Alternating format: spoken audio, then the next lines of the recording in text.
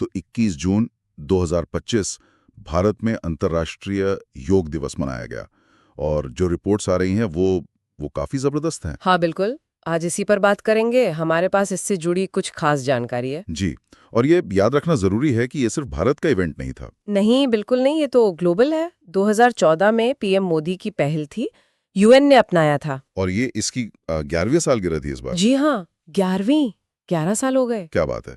ये दिखाता है कि योग की पहुंच कितनी कितनी बढ़ गई है दुनिया भर में। और इस साल की जो थीम थी 2025 की, हम्म। वो भी इसी ग्लोबल कनेक्शन को दिखाती है। एक पृथ्वी, एक स्वास्थ्य के लिए योग। एक पृथ्वी एक स्वास्थ्य के लिए योग, ये थीम अपने आप में बहुत गहरी है ना। बहुत ज्यादा।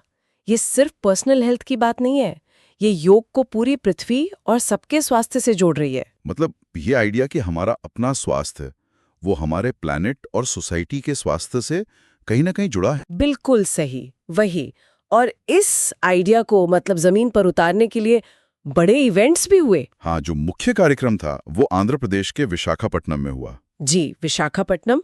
उसे योग संगम नाम दिया गया था। योग संगम, वहां तो प्रधानमंत्री मोदी ने खुद एक बड़े योग सेशन को लीड किया था। हाँ, और वहां का स्केल देखिए।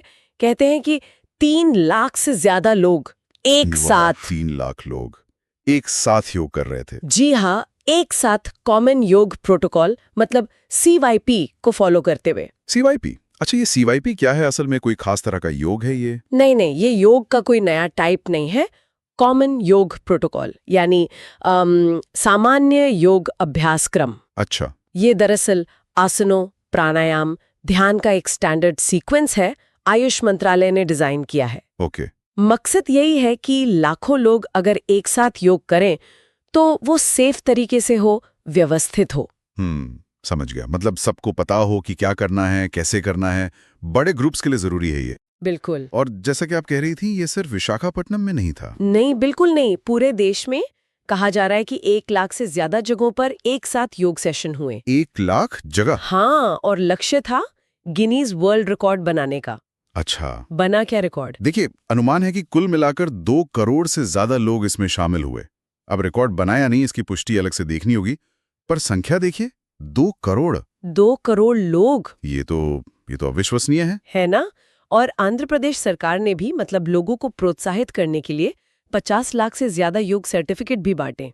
कमाल है। मतलब जबरदस्त भागीदारी रही। हाँ लेकिन एक सवाल मेरे मन में आता है जी। कि ये 21 जून की तारीख ही क्यों चुनी गई? इसका कोई खास कारण है? हाँ बिल्कुल है, और इसका कारण काफी दिलचस्प और गहरा भी है। बताइए जरा। देखिए, 21 जून जो है वो नॉर्दर्न हेमिस्फेयर में साल का सबसे लंबा दिन होता है। हाँ, समर सोल्स्टिस, ग्रीष्म संक्रांति। जी, ग्रीष्म संक्रांति।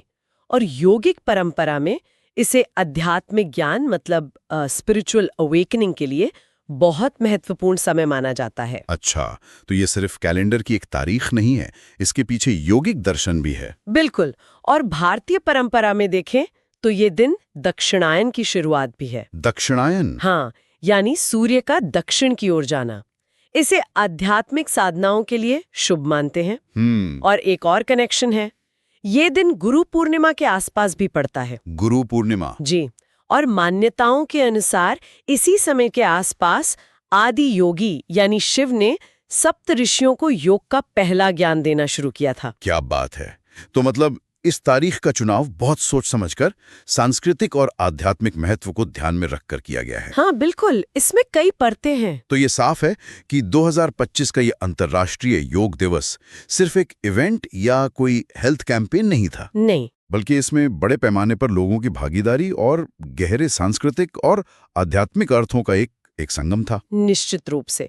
और ये दिखाता है कि कैसे एक प्राचीन भारतीय परंपरा को आज के ग्लोबल हेल्थ, यूनिटी और यहाँ तक की जो थीम थी एक पृथ्वी, तो मतलब एनवायरमेंटल कॉन्शियसनेस से भी जोड़ा जा रहा है। हाँ, वो थीम एक पृथ्वी एक स्वास्थ्य के लिए योग, ये सिर्फ एक स्लोगन नहीं लगता अब। नहीं, ये योग के पूरे होलिस्टिक अप्रोच को दिखाता है, जहाँ आपका व्यक्तिगत मन और शरीर का संतुलन वो पूरे ग्रह के स्वास्थ्य से जुड़ा हुआ है। सही कहा। एक गहरा कनेक्शन है। और शायद यही हमें सोचने के लिए एक बिंदु देता है आखिर में, कि योग की ये सिद्धांत जो हैं व्यक्तिगत कल्याण को वैश्विक स्वास्थ्य और एकता से जोड़ने वाले, क्या हम इन्हें अपनी रोजमर्रा की जिंदगी में मतलब योग मैट से हटकर भी लागू कर सकते हैं?